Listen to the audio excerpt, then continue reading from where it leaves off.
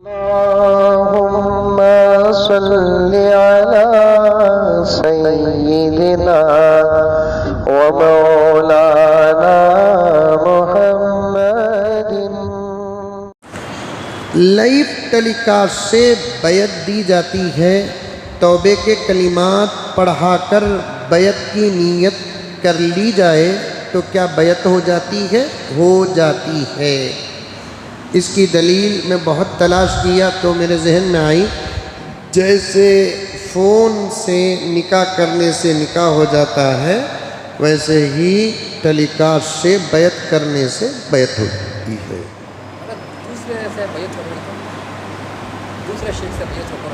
دوسرے شیخ سے اگر پہلے سے بیعت ہے تو پھر آپ دوسرے پیر صاحب سے بیعت نہیں کرنا ہے۔ اگر کرنا ہے تو پہلے پیر سے اجازت لینا کہ آپ سے ملاقات میری مشکل ہو رہی ہے، بار بار حالات بیان کرنے میں تکلیف بھی ہو رہی ہے، اگر آپ اجازت دیں تو ہم ان سے بیعت کر لیتے ہیں۔ اجازت دینے پر ان سے بیعت ہو جاتی ہے، اجازت شرط ہے۔ ہمارے رشتہ داروں کے بچوں کا مندروں میں، ہمارے رشتہ دار بچوں کو مندر میں تعویذ ڈالتے ہیں، بولنے پر بھی سمجھتے نہیں۔ یاد رکھیں، علاج کے لیے بھی اگر کوئی مندر جاتے ہیں، علاج ہو یا نہ ہو، ایمان تو چلے جاتا ہے۔ ایمان جب چلے جاتا ہے تو نکاح بھی چلے جاتا ہے، اور نکاح جانے کے بعد نکاح میں ہے سمجھ کر تعلقات، محبت میں نہیں زنا میں داخل ہیں۔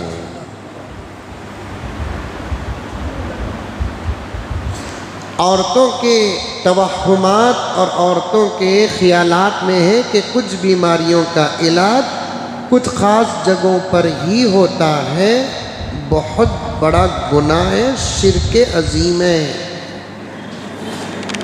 تعویذ ڈالنا جائز ہے، لیکن غیروں کے پاس جا کر نہیں۔ اللہ حفاظت فرمائے، سب جانتے ہیں ان حالات کو۔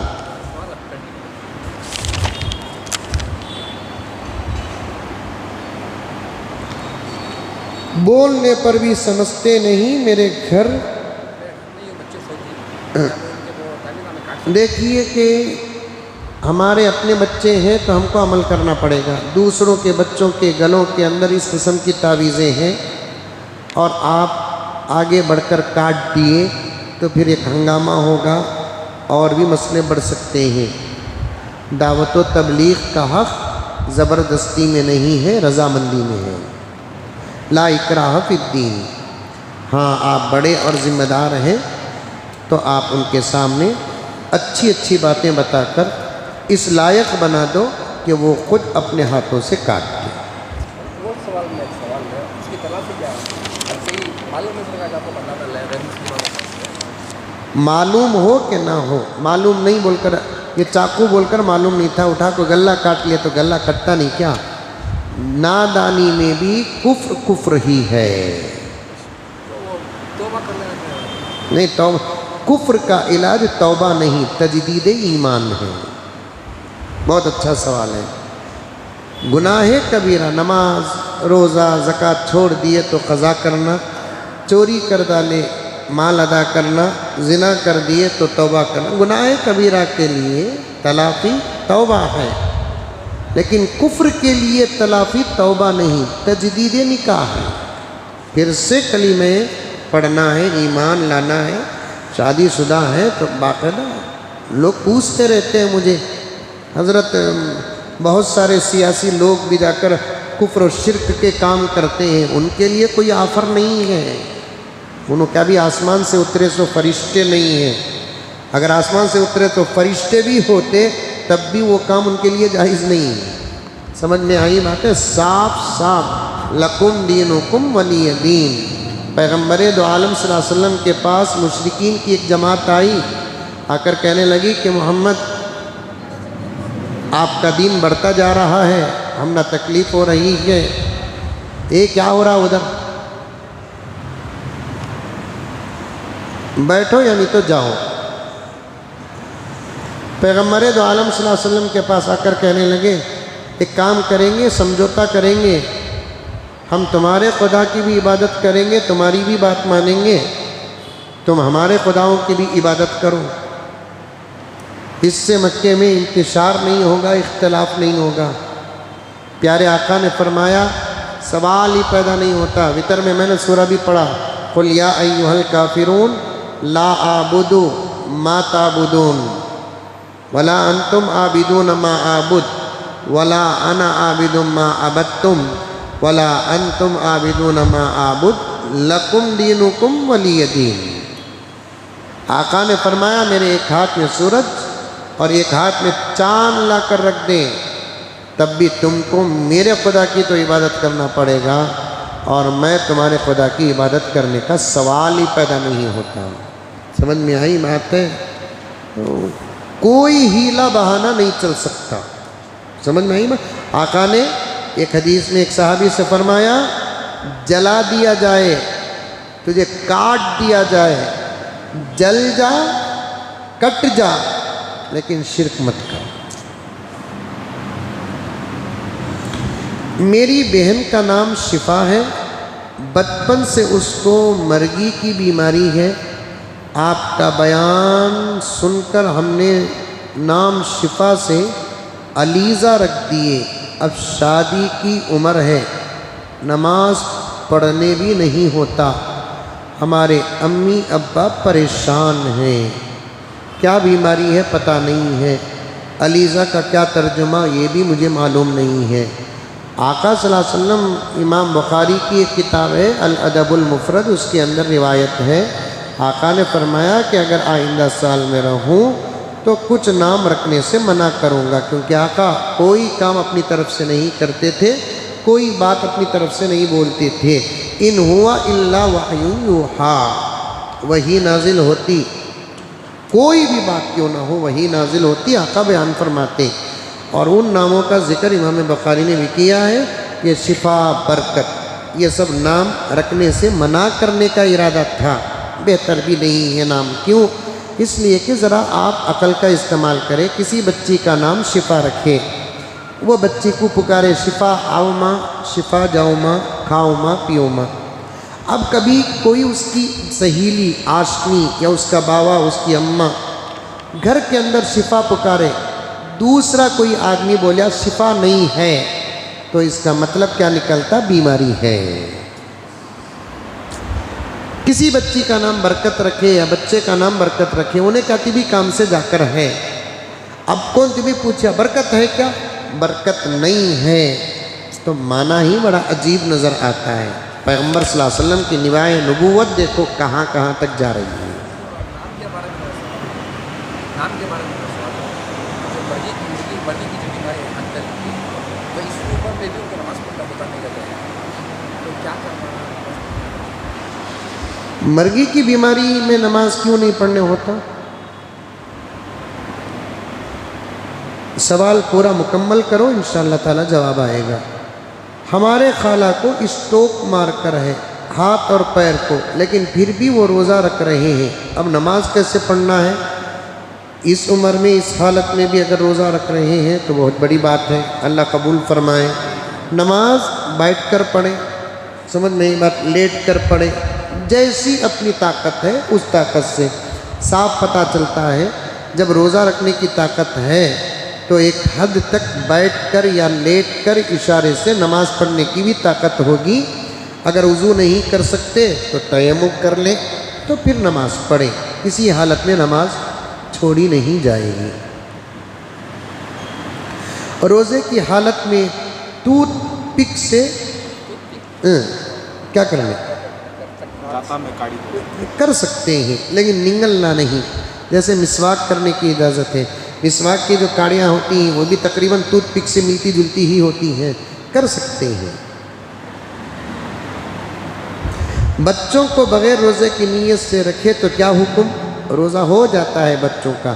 اصل میں نیت کا مسئلہ کیا ہے؟ ارادہ کرنا۔ سحری اٹھ کر جو کرتے نہیں روزے کی نیت سے، وہ تمہاری سحری بھی نیت ہی میں داخل ہے۔ سمجھ میں آئی باتیں؟ یعنی رات کو 3 بجے اٹھ کو روزہ سحری جو کر رہے نا 4 کی 14 روٹیاں 2 پلیٹ کھانا جو کھاتے تھا وہ کئی وہ کھا رہے ہو روزہ رکھنے کے واسطے تک کھا رہے تو وہ جو نیت کر کے اٹھ رہے ہیں وہی نیت میں داخل ہے۔ جمعے کے خطبے کے اذان کا جواب دے سکتے ہیں جو 2 خطبے امام صاحب خطیب صاحب پڑھنے سے پہلے امام صاحب ممبر کے قریب کھڑے ہو کر اذان کے کلمات پڑھ سکتے ہیں جواب دے سکتے ہیں۔ تراویح میں پورا اتحیات نہیں پڑھ سکتا تو میں کتنا پڑھوں؟ کیوں نہیں پڑھ سکتے؟ پڑھ سکتے ہیں اگر امام صاحب سلام پھیر دیے تو جہاں سلام کی آواز آتی ہے آپ اپنا اتحیات یا درود وہیں پر چھوڑ کر آپ سلام پھیر دینا چاہیے، اپنا اتحیات اور درود دعائے معصورہ مکمل کرنے کی ضرورت نہیں ہے۔ ہمارے نبی قرض دار کا جنازہ نہیں پڑھاتے تھے۔ کچھ سال پہلے میرا ایکسیڈنٹ ہوا جس میں میرا ایک پیر کمزور ہو گیا، 6 لاکھ روپے خرچ ہوئے آپریشن کے لیے۔ اب میں ایک دکان کو جاتا ہوں، روزانہ 400 روپے دیتے ہیں، اب میں کیا کروں؟ دینے کی نیت ہے تو اس سے بھی کوئی نقصان نہیں ہے۔ سمجھ میں آئی بات ہے؟ یہ نبی پاک صلی اللہ علیہ وسلم کا ذاتی عمل تھا، لیکن فقہا نے نبی کے لیے خاص کیے اس عمل کو تاکہ قرض کی اہمیت بتانے کے لیے۔ اس زمانے میں کوئی امام اس وجہ سے نماز پڑھانے سے رک نہیں سکتا۔ سمجھ میں آئی بات ہے؟ اور اس زمانے میں کیا بھی پوچھتے نہیں نا، صلاۃ الجنازہ بولے تو سب کھڑ جاتی۔ سمجھ میں آئی بات؟ اور جنازے کی خوبصورتی، عطر کی خوشبو، اوپر کے پھول کی چادر وغیرہ دیکھ کر سمجھتے ہیں اندر غوث الاعظم ہے۔ اللہ اکبر کبیرہ۔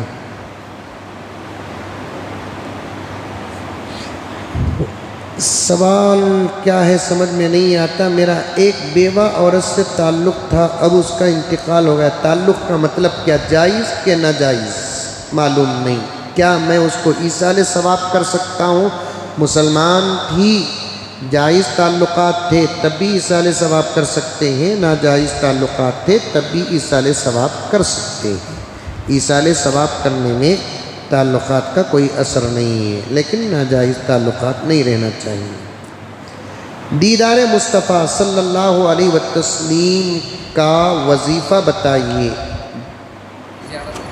جلد سے جلد زیارت ہو جائے، کثرت سے درود پاک پڑھنا، سنتوں پر عمل کرنا، انشاءاللہ تعالی نگاہوں کی حفاظت کرنا، یہ تمام زیارت رسول کے وظائف ہیں۔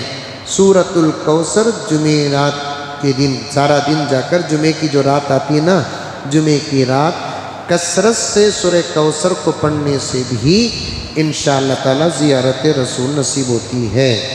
میرے استاد محترم حضرت مولانا محمد مبارک صاحب دامت برکاتہم نے ایک اپنے خطاب میں فرمایا کہ ختم نبوت کا کام کرنے والوں کو بھی نبی کی زیارت ہوتی ہے۔ سمجھ میں آئی بات ہے؟ جمعے کے دن سارا دن جمعے رات کے گزر کر مغرب کے بعد جو ہوتا نہیں، جمعہ وقت شروع ہو جاتا ہے، اس وقت تعداد مجھے یاد نہیں، کثرت سے پڑھو، میں دیکھ لیتا ہوں۔ جسم میں سستی اور چڑچڑپن ہے، کیا کرنا ہے؟ فریزر میں جا کر بیٹھ جانا ہے۔